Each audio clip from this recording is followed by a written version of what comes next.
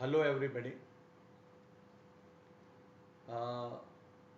આપણે લંબચોરસ વિદ્યુત પ્રવાહ ધારિત ગૂંચળાને જ્યારે સમાન ચુંબકીય ક્ષેત્રમાં મૂકીએ ત્યારે એના પર લાગતા ટોર્ક માટેનું આપણે સૂત્ર મેળવેલ છે.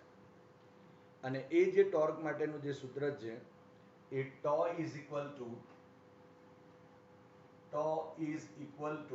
એમ ક્રોસ બી.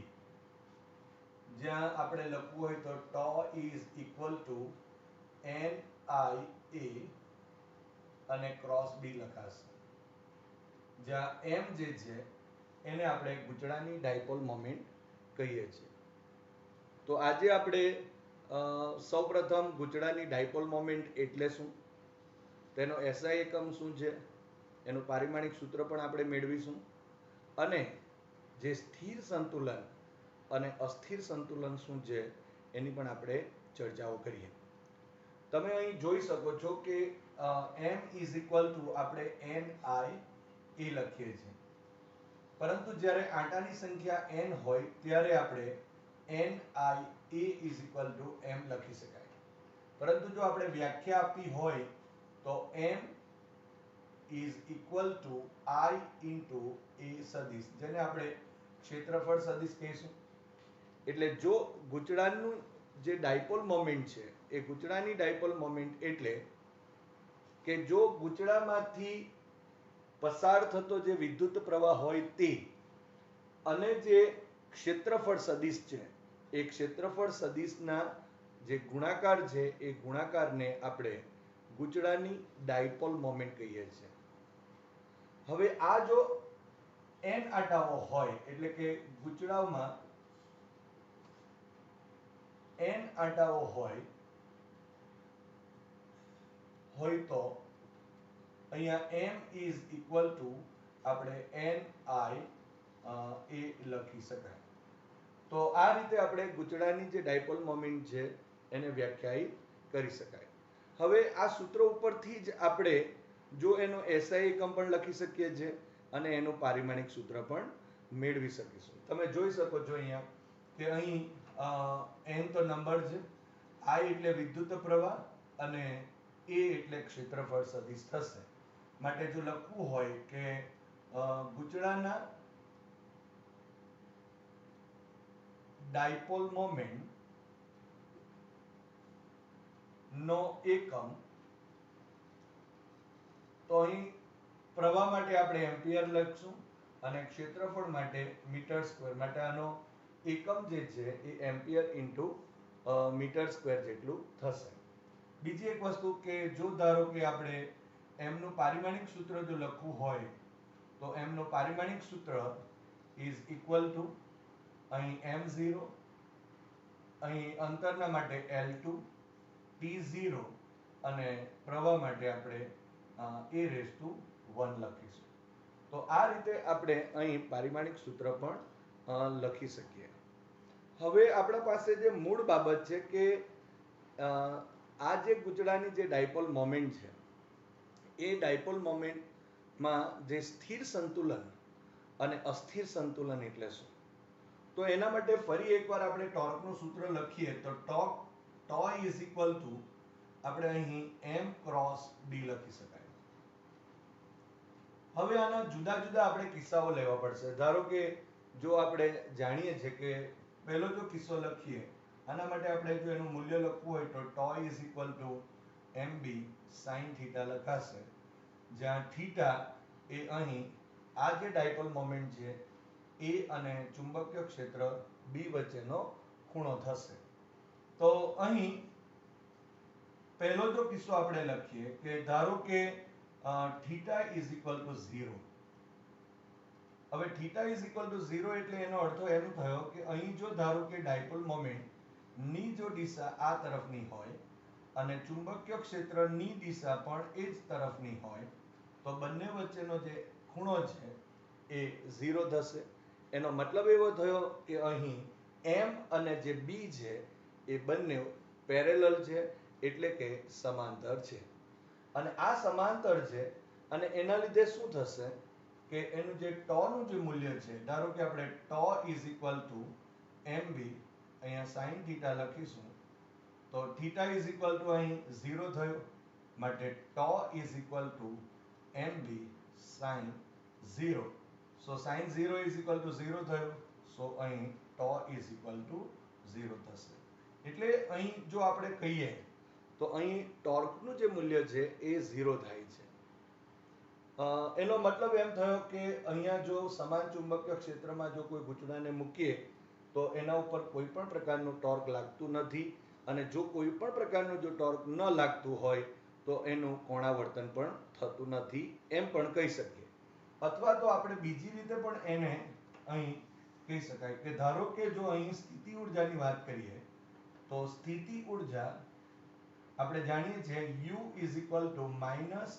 m ડોટ b થાય સો અહીં u is equal two minus mb cos theta થશે હવે અહીં જો થીટા ઇઝ ઇક્વલ ટુ જો 0 મૂકી દઈએ તો અહીં શું થશે માટે u is equal to mb અહીં cos 0 થયું હવે આ જો cos 0 થાય તો એ તો 1 થયું માટે અહીં u is equal two minus mb જેટલું થશે તમે આ જે સૂત્રમાં જોઈ શકો છો કે u is equal two minus mb થયું એનો અર્થ શું થયો કે અહીં જે ગૂંચળું છે એ ગૂંચળું એક લઘુત્તમ સ્થિતિ ઊર્જા ધરાવે છે અને જો એ ગૂંચળું લઘુત્તમ સ્થિતિ ઊર્જા જો ધરાવતું હોય તો એનો અર્થ એમ થયો કે એ પોતાની જે મૂળ સ્થિતિ છે એ મૂળ સ્થિતિમાં જ રહેશે કારણ કે કોઈ પણ વસ્તુ આપણે જાણીએ છીએ કે લઘુત્તમ સ્થિતિ ઊર્જામાં રહેવાનો પ્રયત્ન કરતું હોય એટલે અહીં જો આપણે એમ કહીએ કે જ્યારે m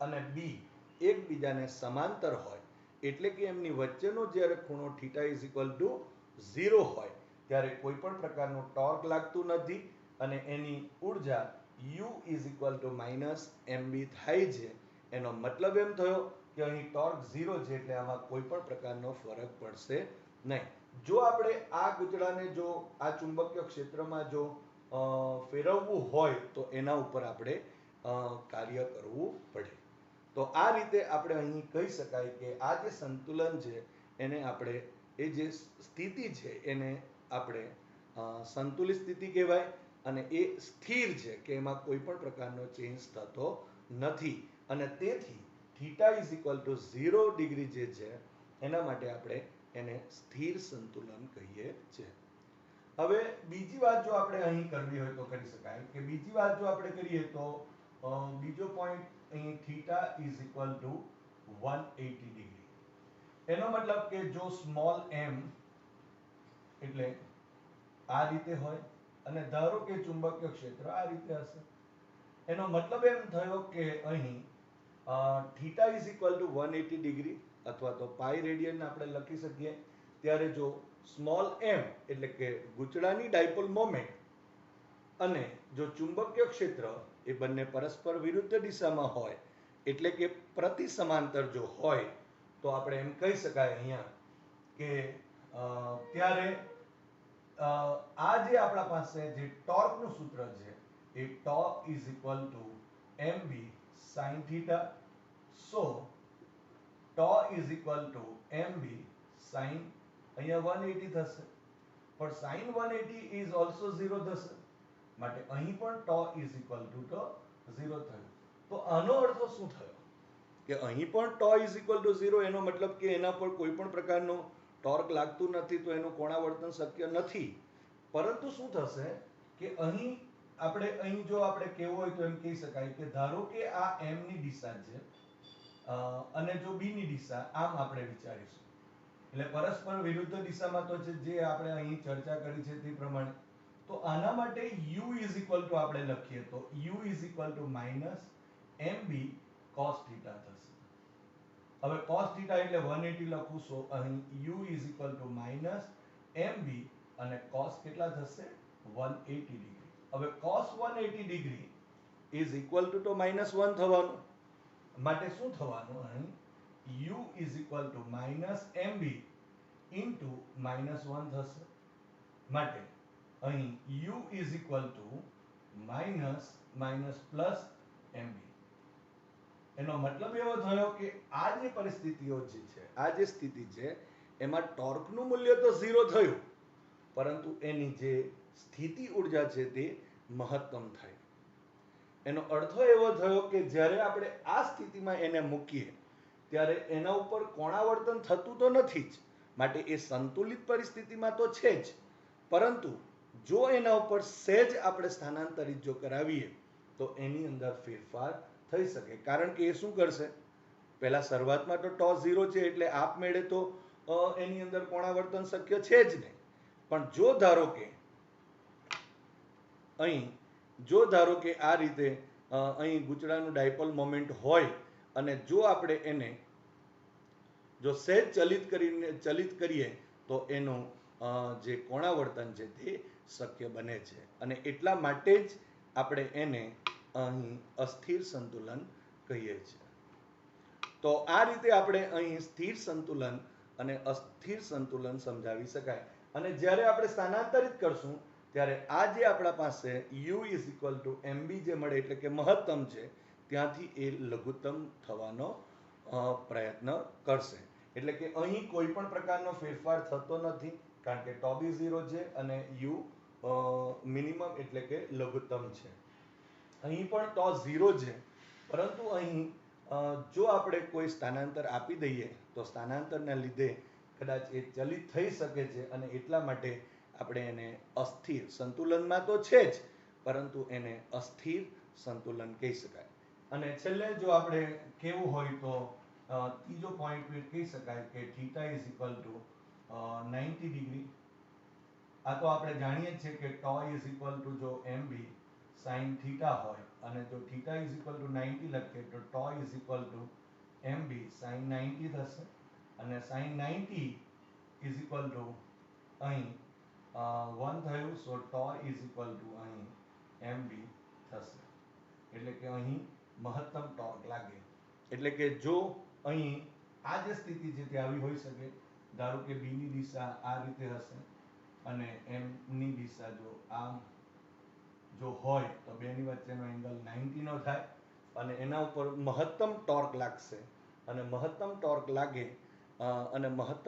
લાગે ત્યારે એ પોતે સંતુલિત અવસ્થામાં જવાનો પ્રયત્ન કરશે. અને જ્યારે આપણે જોઈ શકાય, અહીંયા પણ u ની ચર્ચા કરવી હોય તો કરી શકાય.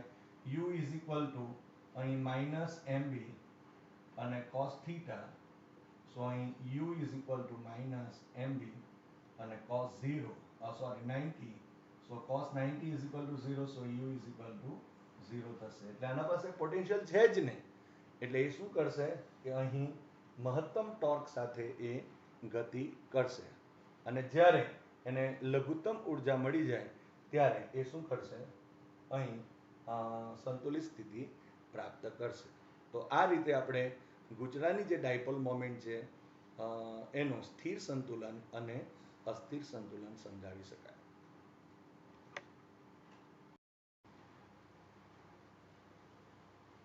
Hello everybody. હવે આપણે ગેલ્વેનોમીટરને જ્યારે સીધું પ્રવાહ માપક તરીકે જ્યારે એનો ઉપયોગ કરવામાં આવે, એટલે કે પ્રવાહ માપવા માટે જ્યારે એનો ઉપયોગ કરવામાં આવે ત્યારે જે નડતી મુશ્કેલીઓ છે એના વિશેની ચર્ચા કરીશું. શન્ટ એટલે શું અને પરિપથમાં એનું કાર્ય શું છે તે આપણે સમજીએ અને શન્ટનું જે સૂત્ર છે એ સૂત્ર પણ આપણે મેળવીએ. અહીં સૌપ્રથમ આપણે એક વાત કહેવી છે કે ગેલ્વેનોમીટર એક એવું સાધન છે કે જે પરિપથની અંદર પ્રવાહ છે કે નહીં એ જાણવા માટે પણ વપરાય છે, અથવા તો પરિપથમાં કેટલો પ્રવાહ છે એ માપવા માટે પણ આપણે ગેલ્વેનોમીટરનો ઉપયોગ કરીએ છીએ. પરંતુ જો ગેલ્વેનોમીટરને આપણે સીધું જો પરિપથમાં પ્રવાહ માપવા માટે જો જોડી દઈએ તો ત્યારે અમુક મુશ્કેલીઓ આવે છે. તો સૌપ્રથમ આપણે મુશ્કેલીઓની ચર્ચા કરીએ અને ત્યાર પછી એ મુશ્કેલીઓના નિવારણ માટે આપણે શન્ટની ચર્ચા કરીશું. અને એના માટે આપણે એક પરિપથ લઈએ. અહીં તમે જોઈ શકો છો એક સાદો પરિપથ આપણે લઈએ. ધારો કે અહીં બેટરી છે, અહીં ધારો કે કડ આપી શકાય અને અહીં અવરોધ છે. આ જે અવરોધ છે એને આપણે R કહીશું અહીં પોઝિટિવ એટલે નેગેટિવ, અહીં V વોલ્ટ જેટલો વોલ્ટેજ આપણે આપી શકાય. અહીં તમે જોઈ શકો છો કે જો કળ અહીં બંધ હોય તો અહીંથી વિદ્યુત પ્રવાહ I જેટલો પસાર થાય છે. એટલે કે આ પરિપથમાંથી જે વહેતો વિદ્યુત પ્રવાહ છે એ I જેટલો છે એમ આપણે કહી શકાય. પરંતુ આપણે અત્યારે જો આ પ્રવાહને માપવો હોય તો આપણે કોઈ પણ પ્રકારનું સાધન નથી. એનો મતલબ શું થયો કે જો આ પ્રવાહ માપવો હોય તો પ્રવાહ માપવા માટે વચ્ચે કોઈ એક સાધનને મૂકવું પડે. અને આપણે એ પણ જાણીએ છીએ કે જ્યારે ગેલ્વેનોમીટરનો ઉપયોગ એ પ્રવાહ માપવા માટે થતો હોય ત્યારે હંમેશા એ પરિપથના જે ઘટક હોય એ પરિપથના ઘટકની અંદર શ્રેણીમાં જોડાતા હોય છે. તો સૌપ્રથમ આપણે જો અહીં જોઈ શકાય છે કે પરિપથનો અવરોધ R છે, એમાંથી વોલ્ટેજ આપણે V આપેલો છે અને પ્રવાહ I જેટલો પસાર થાય છે. હવે આની અંદર ગેલ્વેનોમીટર ઉમેરી દઈએ તો ત્યારે મુશ્કેલી શું સર્જાશે? તો આપણે જો ધારો કે અત્યારે જો કેવું હોય તો આ જે પરિપથ છે તો પરિપથમાંથી વહેતો જે મૂળ પ્રવાહ છે એ મૂળ પ્રવાહ જો આપણે I લખીએ, આપણે જાણીએ છીએ કે V is equal to IR, so I is equal to V by આપણે R લખી શકાય. એટલે અત્યારે જે પ્રવાહ જે પસાર થઈ રહ્યો છે આ R પરિપથ ઘટકમાંથી તે અહીં I જેટલો છે.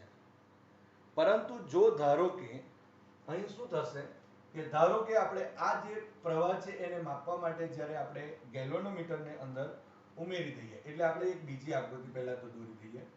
આ રીતે જ આપણે આકૃતિ દોરીશું જે પણ એમાં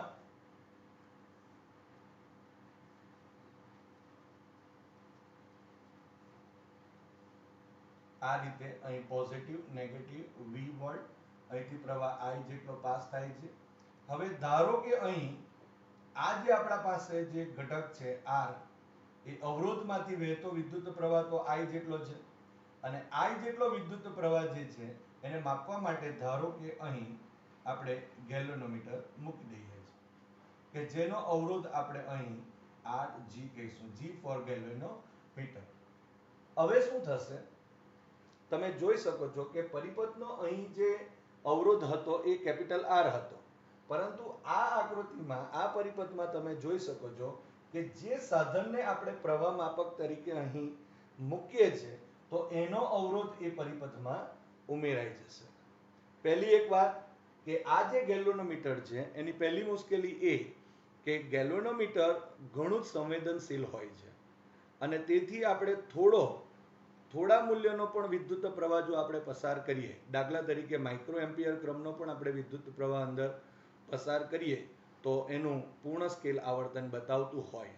એટલે એની અંદર ગેલ્વેનોમીટરની જે રચના છે એમાં જે ગૂંચળા છે એ ગૂંચળું એ ધરી ઉપર મુક્ત રીતે ફરી શકતું હોય અને જો પૂર્ણ સ્કેલ આવર્તન જો નાના સરખા પ્રવાહના મૂલ્ય માટે પણ જો અહીં મળે તો એ કદાચ નુકસાન થવાની સંભાવના રહે. બીજી મુશ્કેલી શું થશે કે આપણે જે વિદ્યુત પ્રવાહ મૂળ વિદ્યુત પ્રવાહ છે તે I છે, પરંતુ જો અહીં પરિપથમાં જો અવરોધ ઉમેરાશે તો હવે જો આપણે લખીએ તો પરિપથનો અવરોધ કેટલો થશે? પરિપથનો અવરોધ, તો પરિપથનો અવરોધ અહીં શ્રેણી જોડાણમાં છે એટલે અહીં is equal to R plus RG જેટલો થશે. ધારો કે એને આપણે R ડેશ નામ આપી દઈએ. માટે હવે જે પ્રવાહ મપાશે એટલે કે આ ગેલ્વેનોમીટરથી જે પ્રવાહ મપાશે એ વિદ્યુત પ્રવાહ આપણે જો કહેવું હોય તો વિદ્યુત પ્રવાહ I dash is equal to V volt છે અને અહીં R dash, so V divided by R plus RG જેટલું થશે.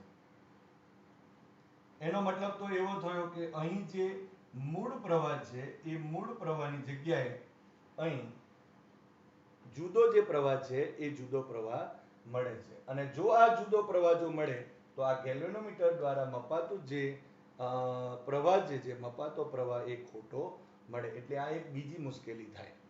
હજુ એક વાત આપણે ઉમેરી દઈએ તો આપણે જાણીએ છીએ કે ગેલ્વેનોમીટરની અંદર જે ગૂંચળું વપરાય એ એકદમ પાતળા તારનું હોય અને એકદમ જો પાતળા તારનું જો હોય તો એનો મતલબ એમ થયો કે અહીં મોટા મૂલ્યનો જો વિદ્યુત પ્રવાહ એમાંથી પસાર થાય તો અહીં I2RT મુજબ ઉષ્મા ઉર્જા ઉત્પન્ન થાય અને આ જે ઉષ્મા ઉર્જા ઉત્પન્ન થાય એના લીધે કદાચ ગુચડું બળી પણ જાય. તો આ બધી જ મુશ્કેલીઓ છે. તો જો આ મુશ્કેલીઓનું જો નિવારણ કરવું હોય તો એના માટે આપણે સેકન્ડ પોઈન્ટ કહી શકાય કે શંટની જરૂર પડે. તો પહેલો સવાલ તો એ આવે કે શંટ એટલે શું અને એની અંદર પરિપથની અંદર એનું કાર્ય શું હોઈ શકે.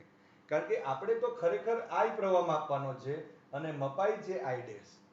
તો અહીંથી કોઈક રીતે જો આપણે અહીં RG વાળો જે પોઈન્ટ છે એ જો આપણાથી નીકળે તો એનો મતલબ એમ થયો કે તો આપણે જે ઓરિજિનલ જે પ્રવાહ છે એ ગેલ્વેનોમીટર દ્વારા માપી શકીએ. પરંતુ આપણે ગેલ્વેનોમીટરમાં તો કોઈ ફેરફાર કરી શકવાના નથી. તો કોઈ એક બીજી એવી રચના કરવી પડે કે જેના લીધે આપણે અહીં જે વિદ્યુત પ્રવાહ છે એ વિદ્યુત પ્રવાહ આપણે જે મૂળ પ્રવાહ છે તે માપી શકીએ. તો એના માટે આપણે શંટની ચર્ચા કરીએ. તો શંટ એટલે શું? તો આપણે ફરી એકવાર આકૃતિ દોરી દઈએ અહીં આ રીતે.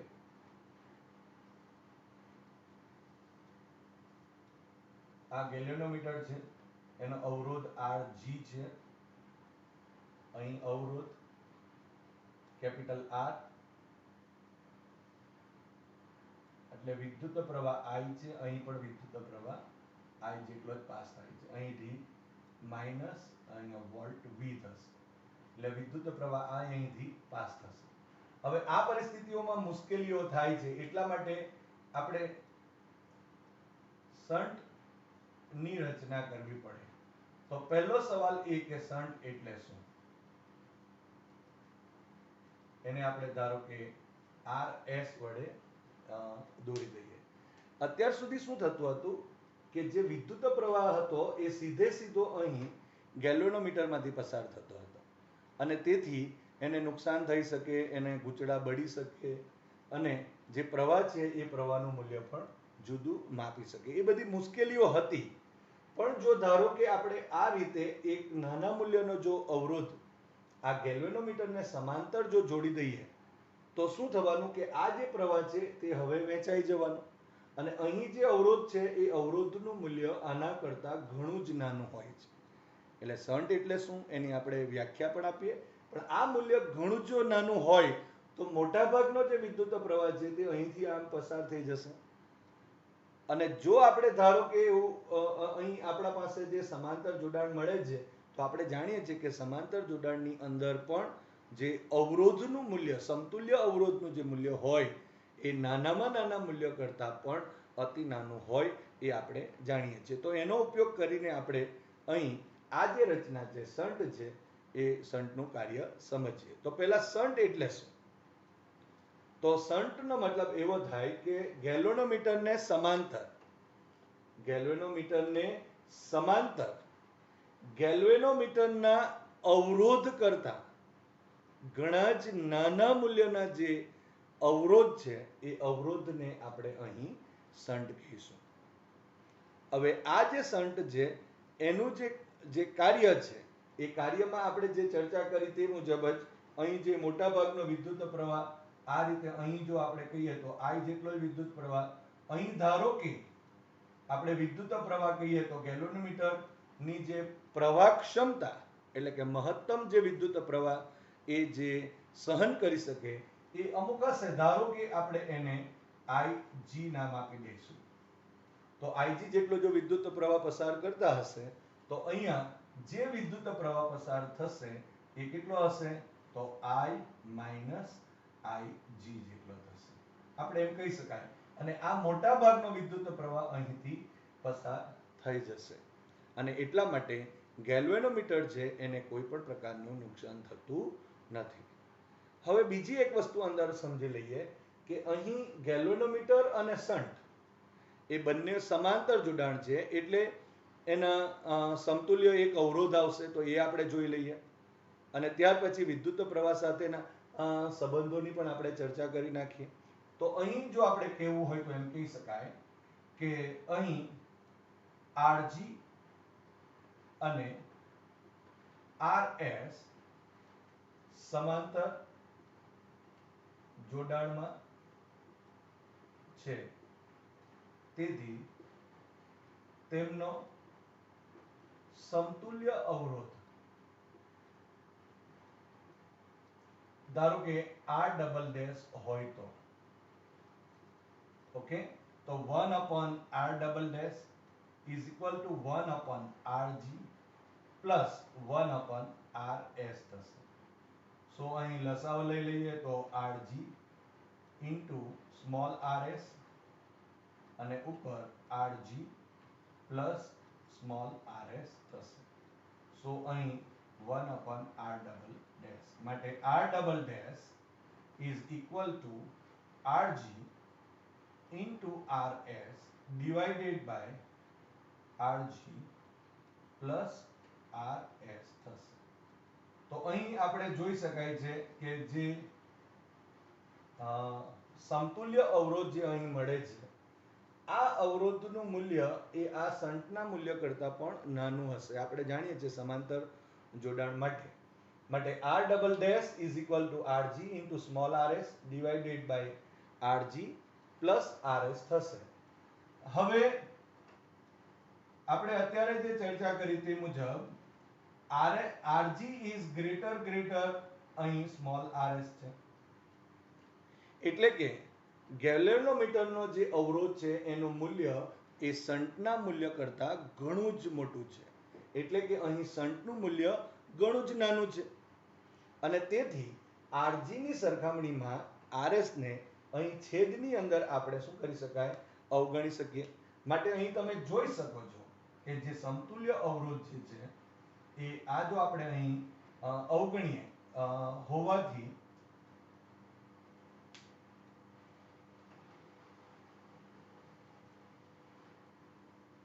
RG ની સરખામણીમાં RS ને અવગણતા, અહીં RS ને જો અવગણી દઈએ તો હવે R double dash is equal to RG into small rs divided by RG થશે. હવે આ જે આપણા પાસે RG અને RG પણ કેન્સલ આઉટ થશે માટે R double dash is equal to અહીં સ્મોલ rs જેટલું થાય. તમે જોઈ શકો છો આનું મૂલ્ય પણ આપણે ઘણું જ નાનું છે અને જો R ડબલ ડેશ નું મૂલ્ય જો ઘણું નાનું હોય તો આ પરિપથની અંદર અત્યારે જો આપણે કેવું હોય તો આમ કહી શકાય કે આનું મૂલ્ય જે છે આ એ R ડબલ ડેશ જેટલું છે અને અહીં જો પરિપથનો અવરોધ જો આપણે હવે લેવો હોય તો capital R plus R double dash લેવું પડે. એટલે જો આપણે હવે લખીએ કે હવે પરિપથનો કુલ અવરોધ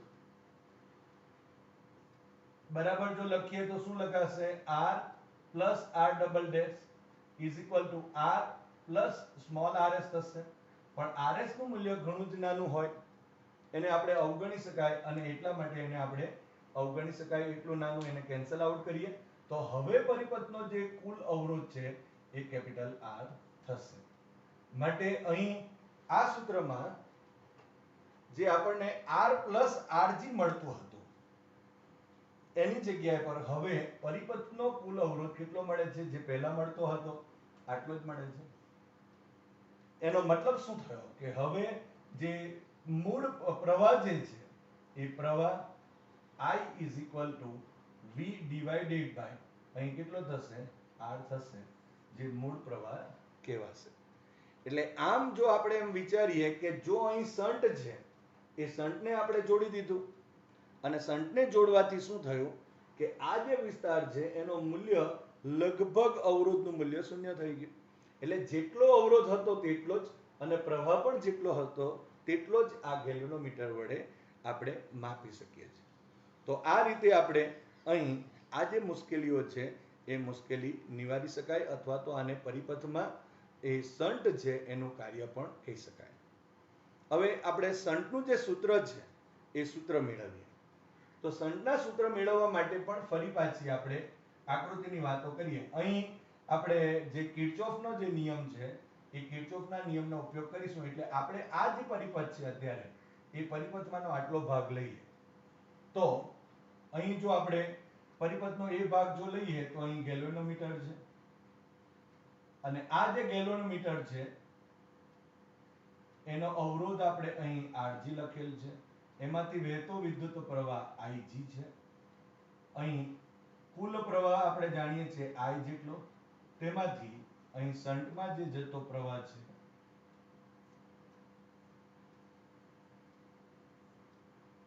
તો અહીં આપણે જોઈ શકાય છે આ રીતે સ્મોલ rs. અહીં વિદ્યુત પ્રવાહ કહીએ તો I માઈનસ Ig જેટલું થશે. એટલે અહીં જો આપણે સાથે પાછા આ જો બંધ પરિપથની વિચાર કરીએ તો તમે જોઈ શકો છો કે અહીંથી I માઈનસ એટલે કે અહીં પણ I માઈનસ Ig જેટલો વિદ્યુત પ્રવાહ છે અને અહીંથી Ig જેટલો પ્રવાહ બહાર નીકળતો છે. તો એનો મતલબ એવો થયો કે અહીં આ બેનો સરવાળો કરીશું તો અહીં જે પ્રવાહ મળશે એ ટોટલ I જેટલો જ મળશે. તો આ રીતે આપણે બીજી એક આકૃતિ દોરી શકાય. હવે આપણે કિર્ચોફનો જે બીજો નિયમ છે એ બીજો નિયમ આ બંધ ગાળા ઉપર લગાવીએ. ધારો કે એનું નામ આપી દઈએ. આ A, અહીં B, C અને D. તો અહીં લખી દઈએ આપણે કે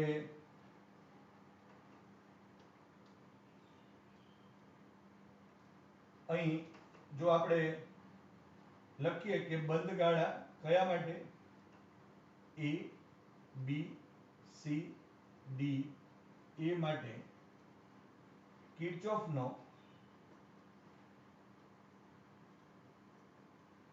બીજો નિયમ લગાડતા. હવે કિર્ચોફના બીજા નિયમ માટે આપણે જો વિચારીએ તો ધારો કે આ જો મુસાફરીની દિશા હોય તો જે દિશામાં મુસાફરી થતી હોય એ દિશામાં જો પ્રવાહની દિશા હોય તો એ આપણે ઋણ લેવું પડે અને જો વિરુદ્ધ દિશામાં હોય તો આપણે એને ધન લઈએ છીએ. એ આપણે જાણીએ છીએ. તો અહીંનો જે પોટેન્શિયલ છે આ જે આપણા પાસે પહેલા તો અહીં A થી શરૂઆત કરીએ તો અહીં તમે જોઈ શકો છો કે વિદ્યુત પ્રવાહ Ig અને અવરોધ Rg છે. માટે અહીં આપણે લખવું હોય તો શું લખાશે? Potential Ig into Rg. પરંતુ એ શું મળશે? આપણને માઈનસ મળશે કારણ કે મુસાફરીની દિશા અને પ્રવાહની દિશા એક જ છે અને તેથી આપણે અહીં માઈનસ લખીશું. હવે આ તરફ જ્યારે આવીએ છીએ ત્યારે અહીં આ R માંથી વહેતો વિદ્યુત પ્રવાહ I માઈનસ Ig છે અને અહીંયા અવરોધનું મૂલ્ય Rs છે. માટે અહીં પોટેન્શિયલ ડિફરન્સ કેટલો થશે? તો અહીં I માઈનસ Ig અને ઇન્ટુ Rs. પરંતુ આ શું થવાનું? અહીં પ્લસ થશે કારણ કે મુસાફરીની દિશા આ તરફની છે અને પ્રવાહની દિશા વિરુદ્ધ છે. માટે અહીં ધન લેવાશે અને ઇઝ ઇક્વલ ટુ 0 લખીએ. માટે અહીં I minus Ig into small rs is equal two Ig into Rg થશે. માટે અહીં shunt Rs is equal to Ig into Rg divided by I minus Ig મેળવી શકાશે. તો આ જે આપણને મળે છે એ અહીં શન્ટનું સમીકરણ થયું અને આ શન્ટના સમીકરણ પરથી આપણે જે I મેક્સિમમ પ્રવાહ માપી શકે તેવા આપણે એ મીટરને આપણે બનાવી શકાય એટલે કે પ્રવાહ માપક તરીકે ગેલ્વેનોમીટરને બનાવી શકાય. અહીં Ig એ ગેલ્વેનોમીટરની પ્રવાહ ક્ષમતા છે. Rg એ ગેલ્વેનોમીટરનો અવરોધ છે. I એ મહત્તમ પ્રવાહ માપી શકે એવા ગેલ્વેનોમીટર પ્રવાહ માપક તરીકે અથવા એમીટર તરીકે અને Rs એ શન્ટ જે આપણે શન્ટનું સૂત્ર છે. તો આ સૂત્રનો ઉપયોગ કરીને જરૂરિયાત મુજબનો જે અહીં શન્ટ છે એ શન્ટ જોડી આપણે પરિપથની અંદર જે એકચ્યુઅલ અથવા તો મૂળ જે પ્રવાહ છે એ પ્રવાહ અહીં માપી શકાય. તો આ રીતે અહીં શન્ટનું સૂત્ર મેળવી શકાય.